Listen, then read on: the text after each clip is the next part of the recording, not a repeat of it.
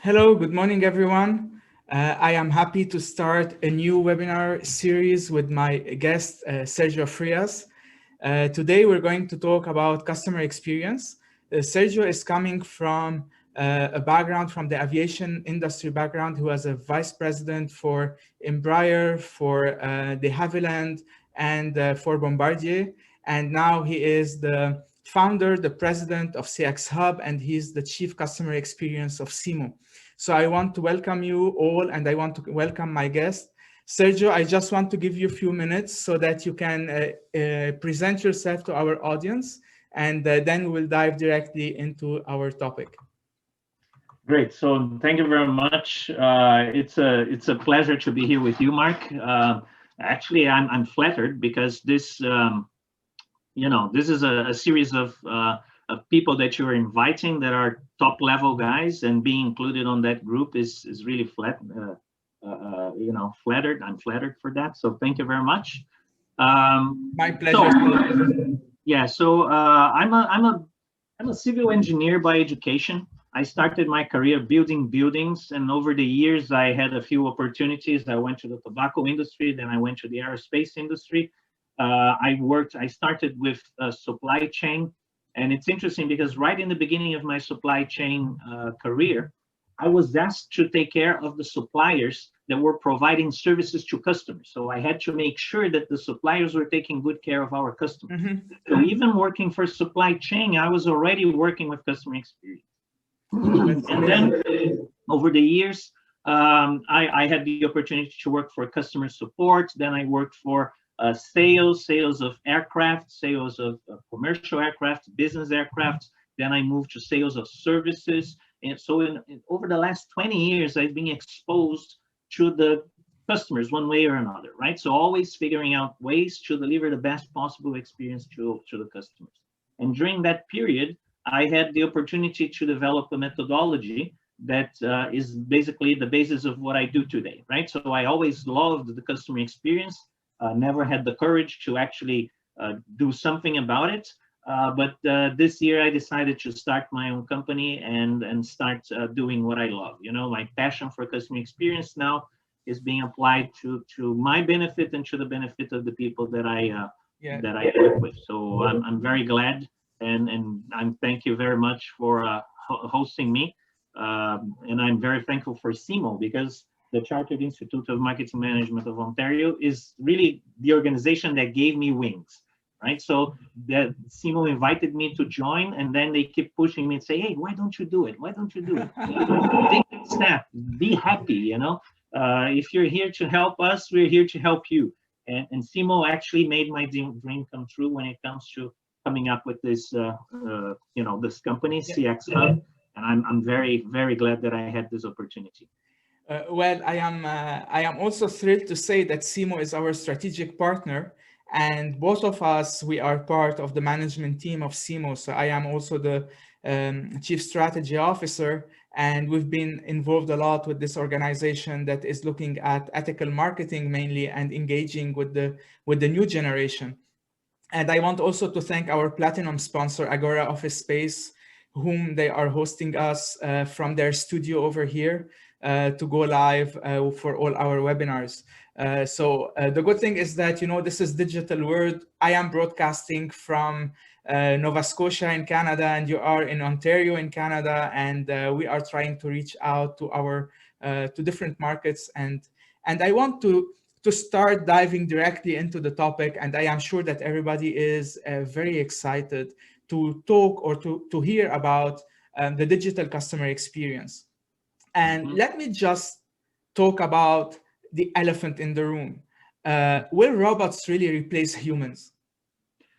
Yeah, well, in my view, I have no doubt that when it comes to operational repetitive transactions, activities requiring speed, activities requiring data crunching and mass customization, I am absolutely sure that humans will be replaced by robots, simply because robots are more productive. You have less mistakes, and they are not subject to temper or to I'm not in a good day, or you know exactly what you expect from the machines when it comes to delivering, let's say, transactional services, right? Mhm. So I have no doubt. The question is, but what humans will do then? And that's the thing, because uh, humans have a capacity that the robots don't have yet, which is to empathize, which is to understand what is value from the customer perspective, right? So robots, at least for now, they will either do what you're teaching them to do, or they will use their intelligence, but without the feeling behind it, to come up with insights, ideas, actions, decisions, whatever. So the humans, they have a capacity that the robots cannot deliver yet.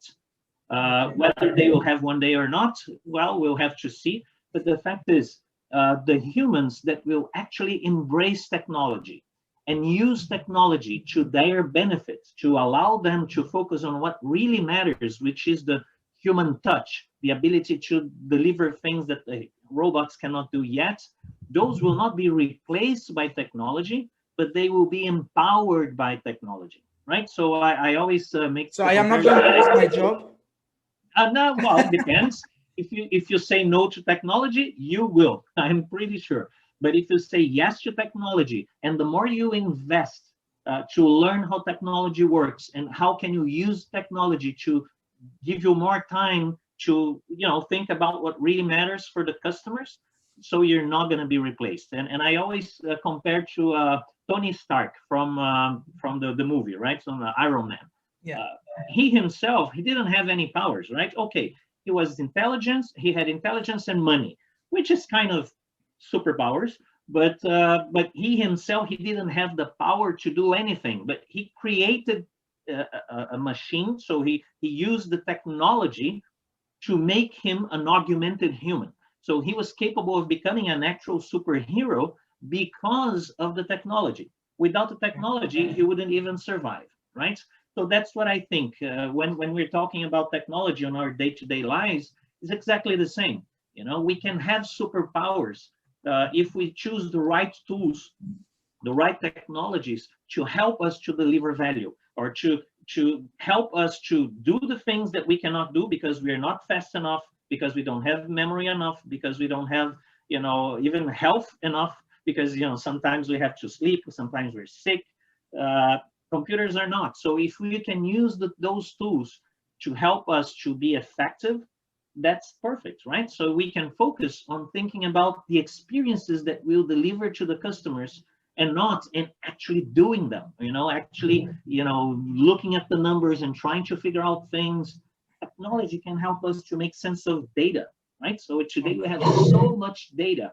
There's no way we as humans can do it, right? So there's no way we can there are too many variables, right? So when it comes to delivering customer experiences, or even doing regular work, delivering the day-to-day things, the number of variables these days is so huge that there's no way humans alone can handle that.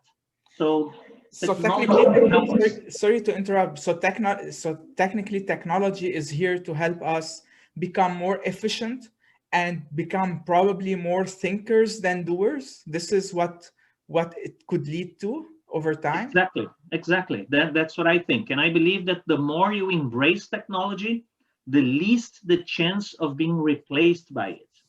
Because your value will always be somewhere else, not on what the computers can do better, faster, more reliably, right? Okay. So that's how I think.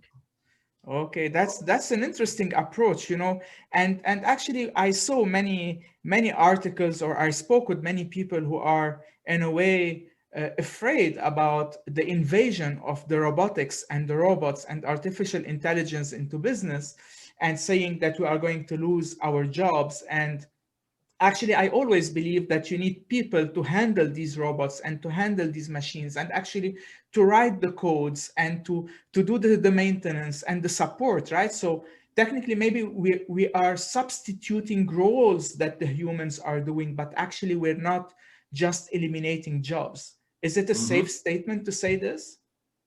Yes, for sure.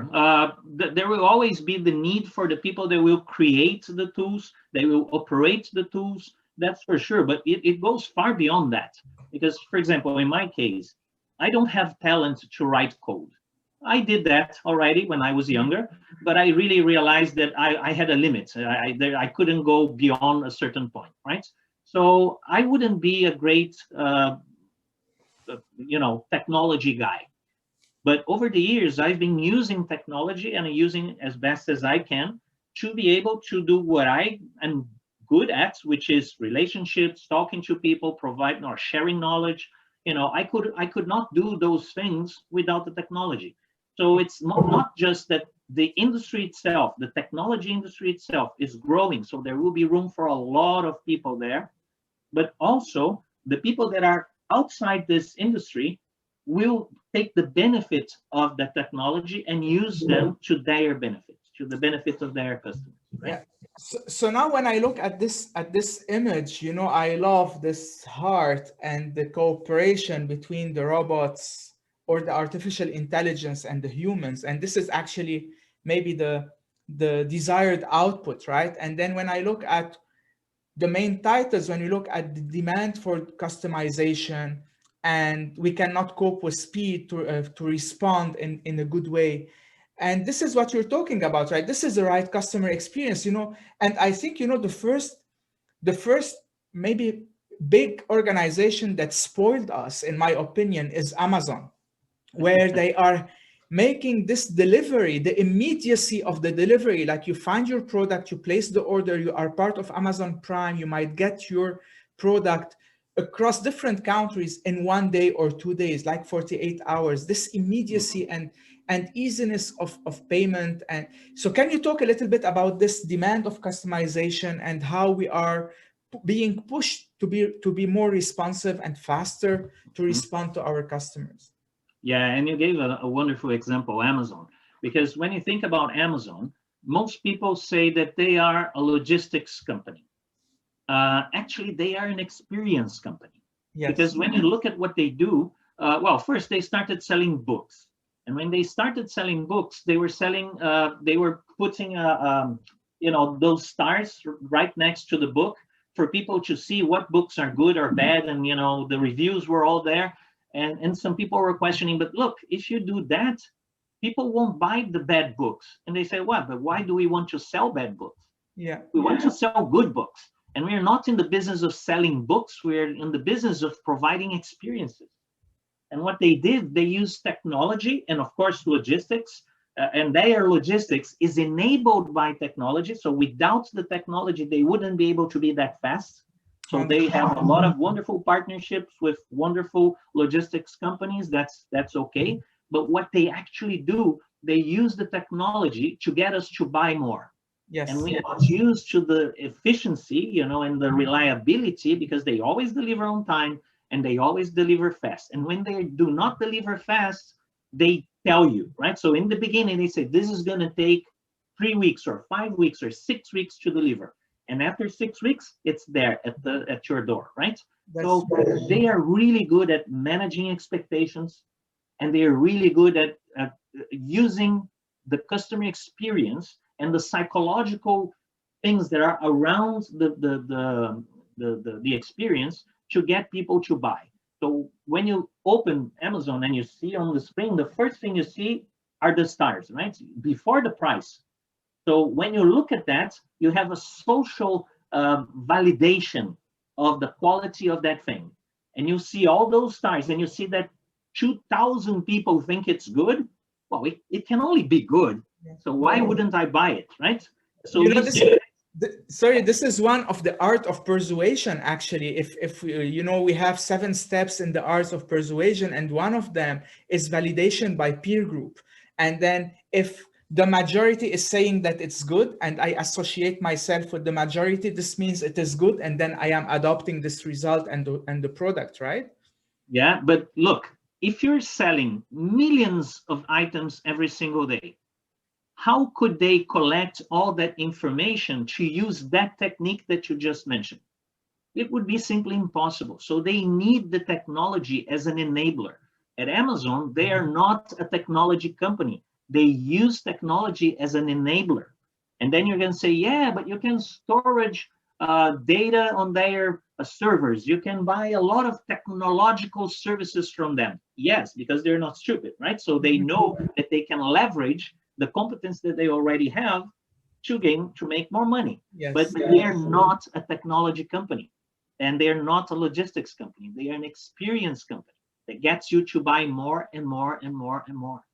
So this is when we talk about big data and data analytics, right? And then adding artificial intelligence on top of this big data so that we can have a faster analytics and the more accurate result towards the customization of the service, right? Exactly. And that's what Amazon does, right? So they take a lot of data from other people and from you as well, and it tries to match you with other stuff that you might like. So they try to understand your profile through the choices you've made in the past, but not only choices, but the things that you were looking for, the things that were browsing. So while you're browsing, technology is on the backstage, Yes. checking everything you're doing, saying, oh, what this guy likes is this, or it's that. And it keeps bringing to you opportunities to buy stuff that you never thought of. But when you look at that and say, you know what?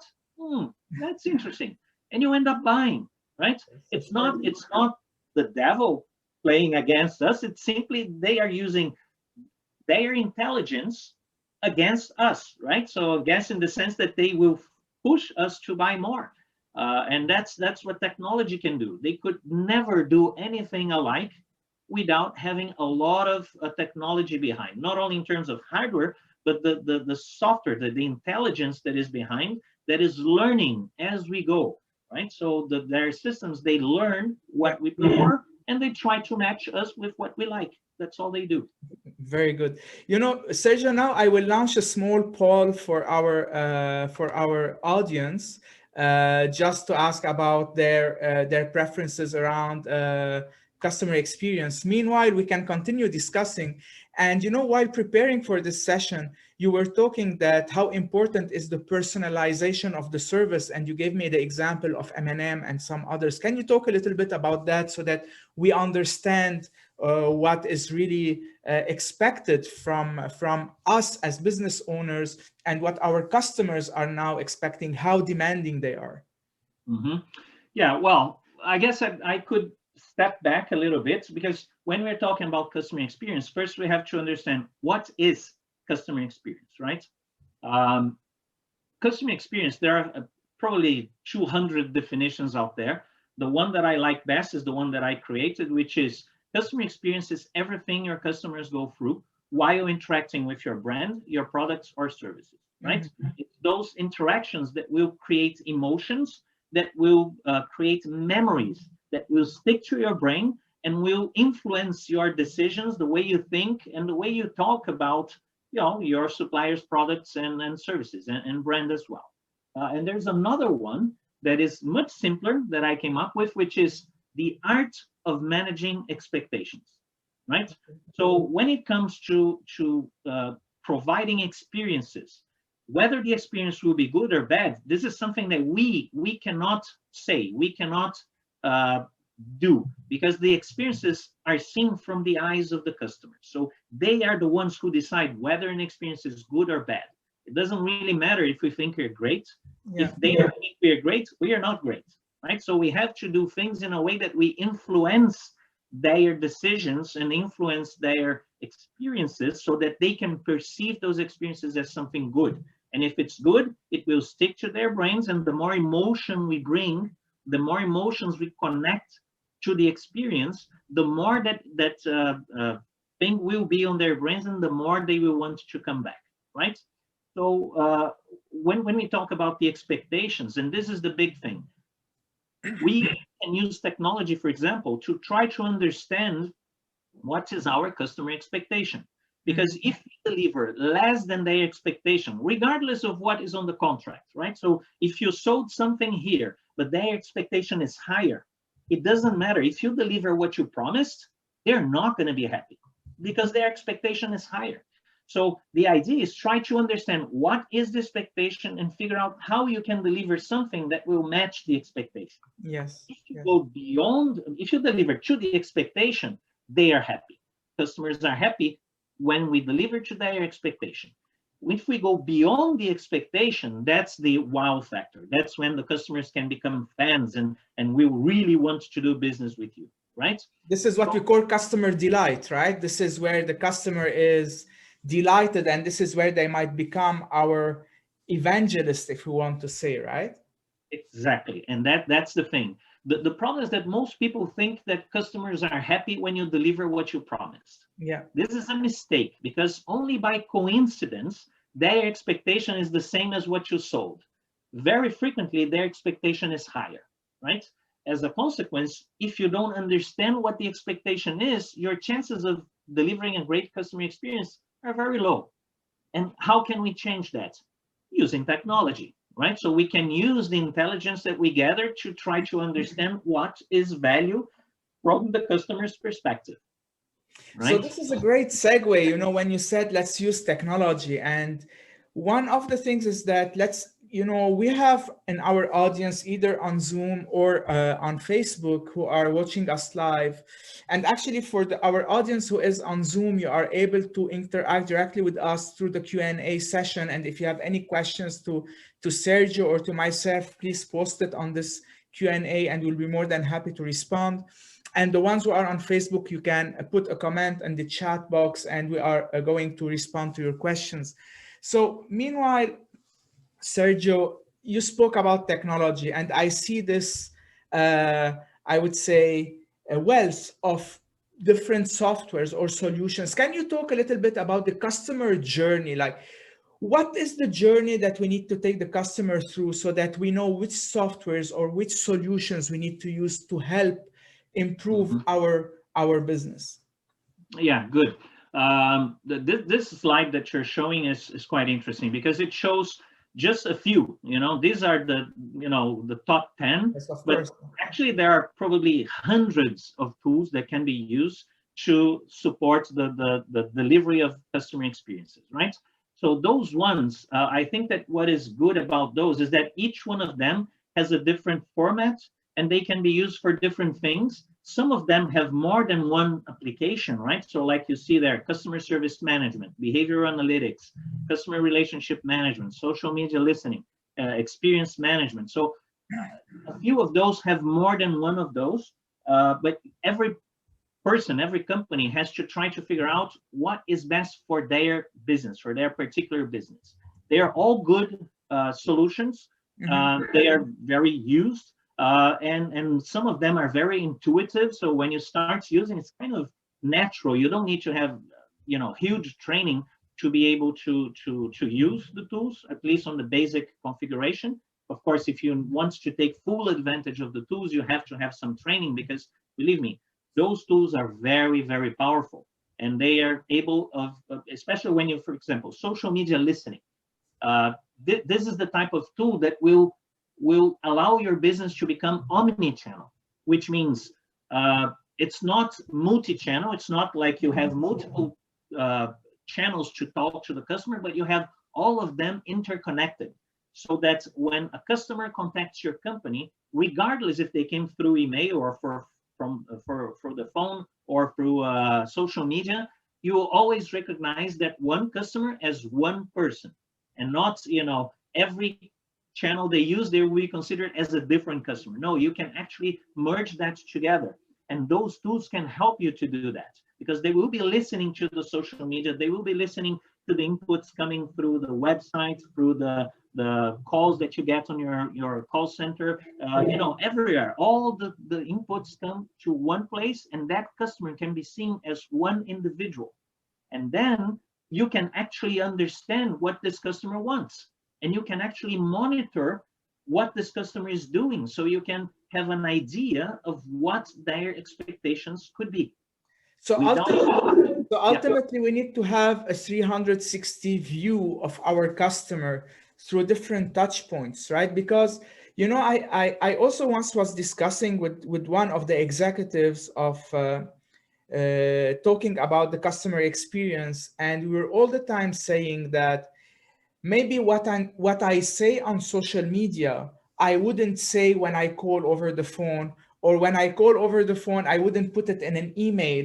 And then if I am the same person and then you have the information which I am already sharing with your different touch points, and you are able to compile them to create a persona. This is when you're going to be able to answer to Mark, who is your customer, who has specific needs, who has specific flavors, who have specific requests.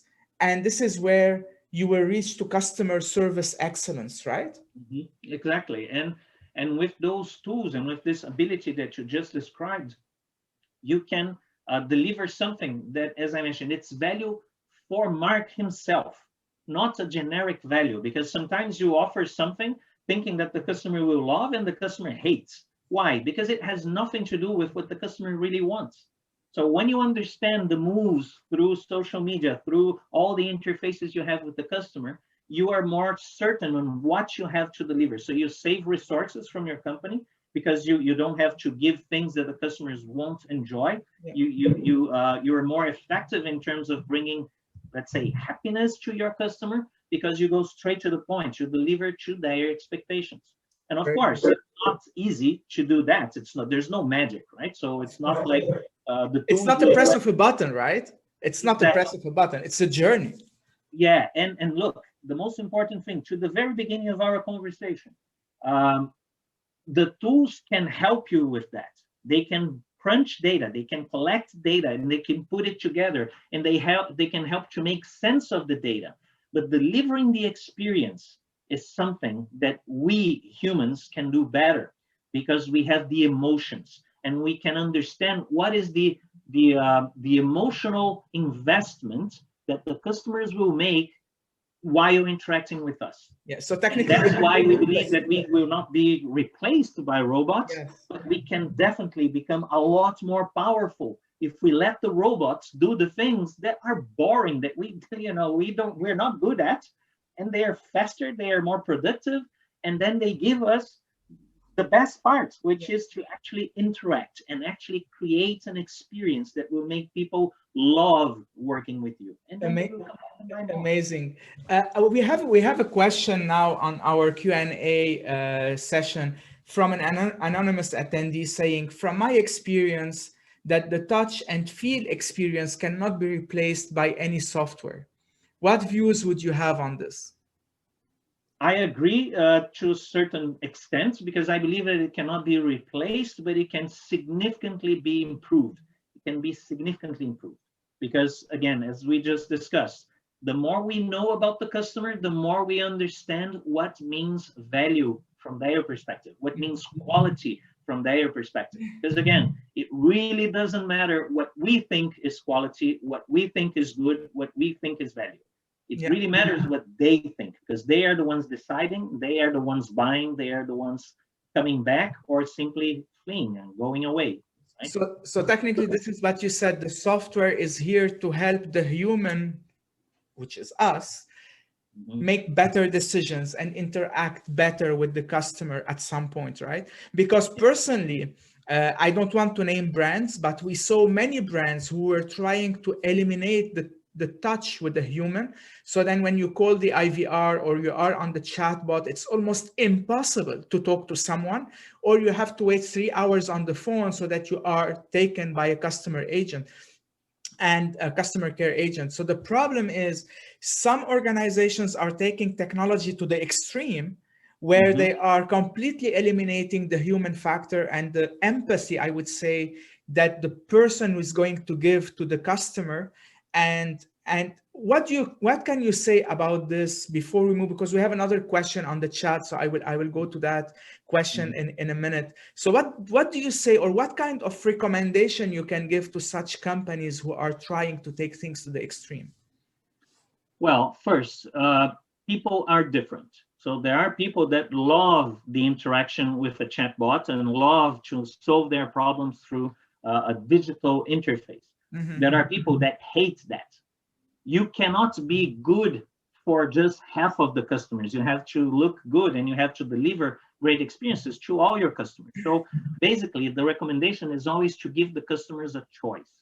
Customers have to choose whether they want to be treated or have their problems solved by a computer or by a person or by some other means, right? So be creative. creative. But the thing is, you have to give the customer a choice, because if the customer can find a choice within your business, they will find a choice outside your business. They will look for the experience that will make them feel better.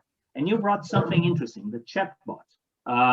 The chatbot, unfortunately, it became the flavor of the week, right? So some people simply put a chatbot out there just because the competitor has, because everybody else has.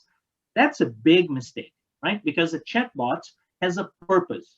And if you misuse the chatbot, it has a huge potential to become a detractor to your business, right? So you have to make sure that the interaction through the chatbot has a purpose.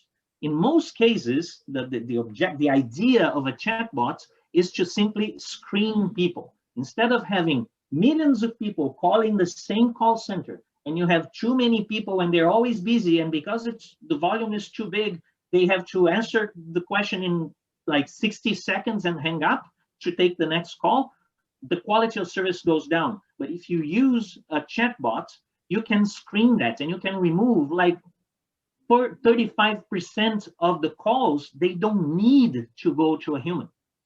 The problem is that a lot of companies, they try to have 100% of the requests taken care by the bot. Guess what? They cannot handle 100%, even if they had artificial intelligence behind, because look, there are two types of chatbots. The ones that are artificial intelligence based, which are really good because they learn as they go, and they start to connect the dots and the things that are not verbalized, so they're really good. But they are the ones that are just an Excel spreadsheet behind the tool, and if the customer says this, I answered that. If I say this, I answered that. Guess what?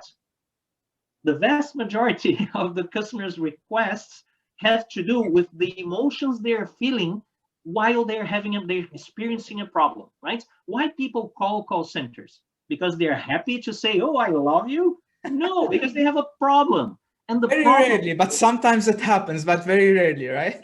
Very rarely, right? So people call because they have a problem, and the problems bring emotions. Yeah. They are insecure. They are not sure if they did the right thing by buying your product or service. Yeah. So when it brings emotion to the discussion and you answer with a spreadsheet, in an Excel spreadsheet, the chances of making it worse are huge. Yeah. So you have to understand why you need technology. I always say that technology is only as good as the benefits it brings. If you're not being faster, if you're not being more effective, if the customers are not happier, if your cost is not going down, if you're not really improving the experience, you don't need the technology. Yeah. So why a chatbot if you don't need a chatbot, right? Because everybody else has. Yeah, I totally agree with you. Let them kill their business, and you take advantage of that. You grab the customers that will be unhappy because they're being treated by a robot that doesn't know a thing about what they're talking about. Yeah. I had the pleasure to be part and work with a company out of Vancouver. I will not just name, because we're not here to make any publicity or advertise for anyone, but we worked a lot on chatbots and live chat experiences for huge organizations, and we helped even in the implementation. And the good thing is that their chatbot had the artificial intelligence component in it, because we wanted to avoid the Excel spreadsheet, right? So it might start with an Excel spreadsheet, but then if you have the artificial intelligence that is going to learn in terms of meaning, synonyms, and all this kind of stuff, and then link them to a user experience, this was like the greatest thing, which I had the pleasure to learn from them as well when we were preparing for a couple of proposals for many of our customers. So now let me go back to the chat. We have Margot who is asking a question. So she's asking, which tool would you advise to capture and analyze the customer's verbatims or VOC? I don't know, it's very technical. Voice of customer. Voice of customer, yeah. So how? VOC, normally it's for voice of customer. So what are the softwares that you would recommend to use so that you can capture and analyze the voice of the customer? Well, as you said, we're not here to advertise companies, right? But there's one particular software that I had the opportunity to learn about, which I really like. Is called Caltrix. Actually, the name of the company is Caltrix. So I can't recall the name of the tool itself, Okay. but Caltrix, they are able to capture information from all kinds of sources. So it's an omni-channel type of tool, and they grab feedback from the customers from everywhere. And then it helps you to make sense of that information, right? So it starts to connect the dots and provide you suggestions or insights. And then the human has to take the action. I guess that's the best possible solution. I guess this one is the number 5 on this list. Okay. It's Caltrix XM, Experience Management. And that's the thing, because they're managing the experience of the customer. So they collect information, they collect data, and then they put it in a way that you can actually understand what you can do. Caltrix will not replace the decisions that you're going to make as a human on how to add some emotion to the, to the solution that you're going to offer. But definitely, it will give you a lot of good hints and good insights, and then you can build upon that. So your job as a human is much lower, because you don't have to spend a lot of time trying to grab information and try to figure out what is going on. The software gives it to you, collecting information from a number of different sources. And then only what you have to do is only to take action, right? To decide what is the best emotions that I can create to get that customer to forget about the problem they're having and only remember the solution, because the solution is so much better than the expectation, that they will only remember the solution, not the problem itself. I totally agree with you, Sergio. I have one question coming to my mind, and I am sure that many of our audience who are now listening to us and watching us live, most of them probably are entrepreneurs, they are startups, they are small teams, or a company of one person. So the question is, you as an expert in a way, transformation and process re-engineering, what is your recommendation to give to a small company to handle all this? Because I am sure it's overwhelming. Like, if I need to sit and learn all the features of these top 10 software so that I can master them and integrate them into my customer experience as a small business. And we all know that in Canada, small, medium enterprises are more than 87% of total businesses, right? And we're talking SMEs that are under 100%, sorry, 100 employees. And most of them are what we call micro companies that are under 4 employees. So how can we help them?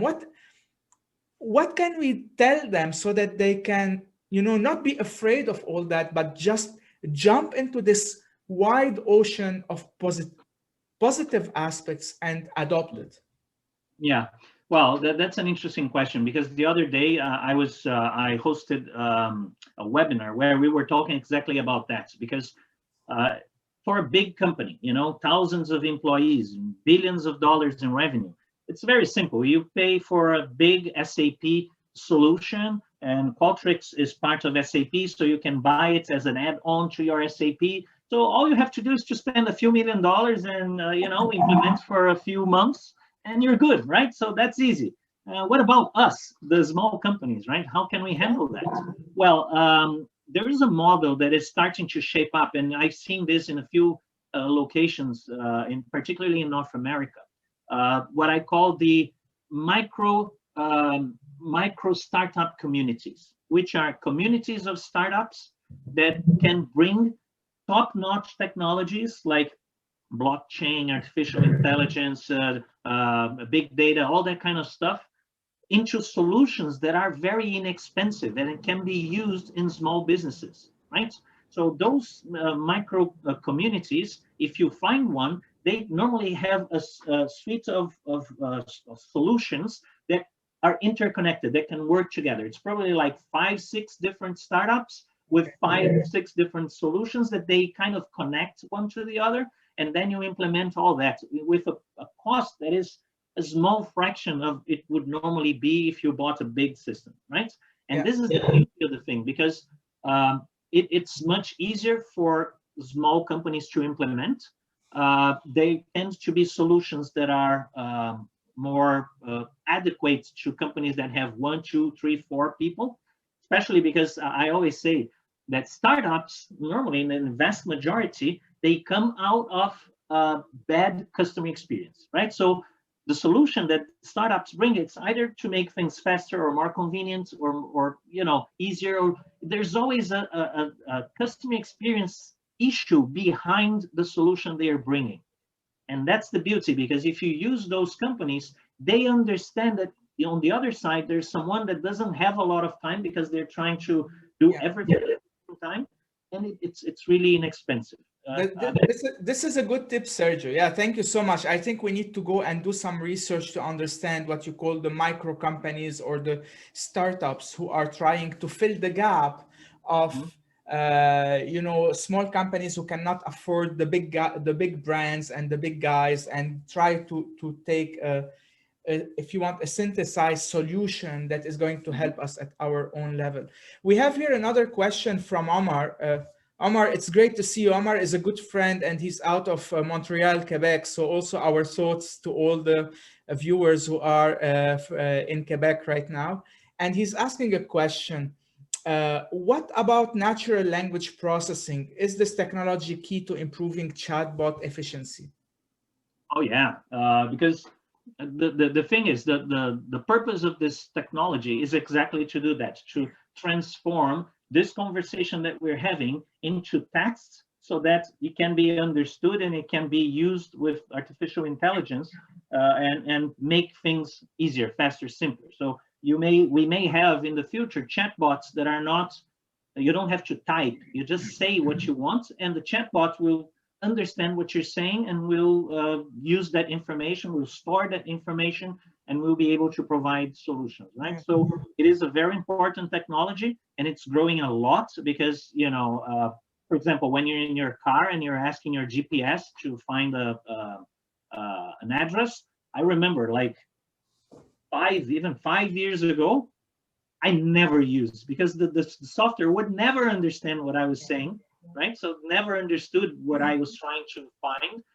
But these days, I go to Waze or to some other tool on my GPS in the car, and it understands. It's much better now. So it's growing, and it's going to be make a big difference in terms of the computer's ability to understand and communicate properly with us. Because look, when I'm typing, I save words because I'm lazy. Every human is lazy by definition, right? So we won't write everything that we think. We just type what is the minimum we need to get our idea across. When you're talking, you say everything, right? And that's why this type of technology is so important, because then the computer can actually capture a number of subtleties and even the mood. There's a lot of tools today that actually manage the mood. They capture the mood of the people talking on the phone. They call the call center, and by the mood that the person shows, the tone of the voice and the way they raise the voice for certain words, it gives exactly the emotion that the person is feeling, and then it helps the person that is answering to figure out what do I have to say to make that person feel better, right? I totally agree. Just to add one thing, and then we have one more question from Omar, and I am also looking at the time. Sergio, I think if we do a 24 hours marathon, me and you, we cannot stop, but at some point we have to. But one question, so just my comment is that, we upload, so we are recording all our videos or our live webinars, and then we upload them on our YouTube channel. And then to talk about the language detection, so YouTube is actually converting all our session into closed caption. And I think the accuracy is so high that when I read what Google or YouTube is creating, it's probably at 90% correct. It's like, and let us be honest as well, like we all have different accents, we are coming from different backgrounds, and they are still able to capture the content and convert it into closed caption. And I think this is something that is really amazing in terms of technology. One more question from Omar, and then probably we'll move a little bit forward. He's asking, do you think that sentiment analysis can also improve reactivity of customer support uh, or they can alert about a dissatisfied client. Oh yeah, for sure. That's what we just talked about, right? And the thing is, if you only use the tool, because in my mind, when you're thinking about uh, providing great customer experiences, it's not only the person, right? So it's not only the person understanding and the person having the empathy and so on. You can train people to do better, that's for sure. But you have to have the entire organization set up for that. So you have to go through a transformation. You have to move from the focus on the operation, on the internal, and to move towards the customer satisfaction, the customer experience, right? And for that, you have to look at the processes internally, because every process you have to ask yourself, is this process delivering something that the customers will like or not? If I make this change, how will that impact my customer? Will they like it or hate it? Then you have to go to the tools which we're talking about here. So the technology will help us to be able to deliver better experiences. And you have the culture as well. So you have to be sure that you are delivering, to deliver the great customer experience, you have to have the processes reviewed, the tools upgraded or updated, and you have to have the people developed, and you have to have the culture changed. Because it has to come from the top. The boss has to give the example, putting the customer in the center of everything. When you put all these together, yes, because if you give a tool like this that will figure out what is the mood of the customer, but you have a person that doesn't have the attitude or doesn't have the sensibility to realize that something has to be done differently, you're not going to deliver a great customer experience. So the tools themselves are not going to do the job. The person by themselves will not do the job. Yeah. And if the persons and the tools are great, but the process behind says that, oh no, SAP won't let me do that transaction, or the quality system won't let me do it. So if you have those limitations, you won't be able to deliver. So you have to look at the overall thing. And the tool, for sure, will give hints on how the human will take action and actually deliver a great customer experience. That's really great, Sergio. I am just looking at our time, and I think it's time to start giving a final thought about the digital customer experience. So what can you say about the future? So where are we going with this? And I am not going to ask you to predict, but we are professionals. We're not here to look at a crystal ball. But what is your sentiment towards the future of the digital customer experience? And in light of the slide, which we are seeing as well here. I guess that the most important thing we have to consider is that the profile of the customer is changing, right? So until not long ago, the people that had the purchasing power that were on the top of the chain were the baby boomers, right? Yes. So those guys made a lot of money. They had very comfortable lives, and they were determining what the business, everybody's business were, right? Because they were deciding what they wanted to buy. However, it's changing because those guys retired. Those guys are, and you grow older, you have less demands, less needs, and of course you have to manage your money. So you tend to buy less and less over time. So over the next 30 years, there will be no baby boomers anymore. We will be old, so we will not be a power in terms of purchasing in the future. And who will be? Will be those kids that were born in a digital world, right? Those kids that have a different way of looking at things, the way they see life is different. And even if we study a lot, we learn a lot, we'll never understand how they really do things, right? So they think different. And the thing is that those kids, they don't like to solve their problems talking to a human. They prefer to have a digital interface. They are less interested in details. They prefer everything as a service, right? So the young guys, they don't want to own a house. They don't want to own a car. They don't want to own nothing. They want to buy everything as a service. I pay while I'm using it. I pay. If I don't need it anymore, I stop paying. I'll go get something else. They can change their experiences all the time. And these people, these younger people, particularly the millennials, and now I guess even the Gen Zs, They are finding summer jobs, they are finding part-time jobs to fund their experiences. People don't buy assets anymore. People want to buy experiences. Sometimes it's through, a, a material thing. It's through a Ferrari, a BMW, or whatever. Or sometimes it's through a new cell phone. But what they are really after are experiences, because especially the millennials, they saw the Twin Towers being hit, and they saw what happened after that, a world recession. They saw their parents losing their investments, losing their retirement money because of the subprime issues that we had in 2008. So those guys, they know that everything that is material, that is something you can touch, can vanish in a minute, while experiences don't. And They that's last what's going forever, on. right? The good Yeah. So experience lasts forever, even a bad one. You will never yeah, and forget those that. people, they want to have experiences, and this is going to get more and more demanding. And guess what? They love technology. They will have their experiences through technology.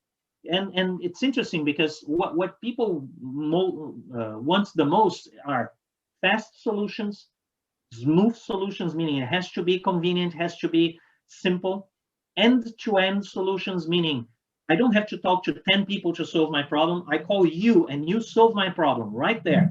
And if you can't solve, you come back to me later and you close the loop. That's what people expect. And customization. People want more and more customization.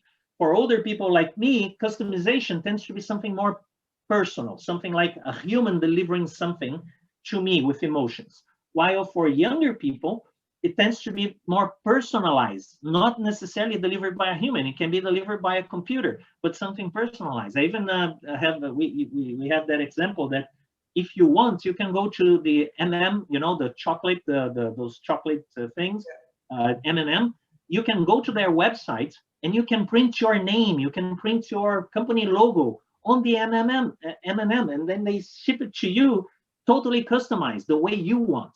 Choose the colors you want. You don't have to buy all colors mixed up. You can choose only the color you like, right? So you can, if you want to buy those Brazilian flip-flops, the Havaianas, in the past you had to go to a store and you had to choose whatever they had in inventory. Now you just go to the website and you choose whatever combination you want, the craziest combinations, and they make it for you, because the tool is allowing you to choose, and then Industry 4.0 is allowing that information go straight to the production line, that they don't have to do crazy setups with the machinery. It's all interconnected. So the information comes, they produce, and they ship, just like that.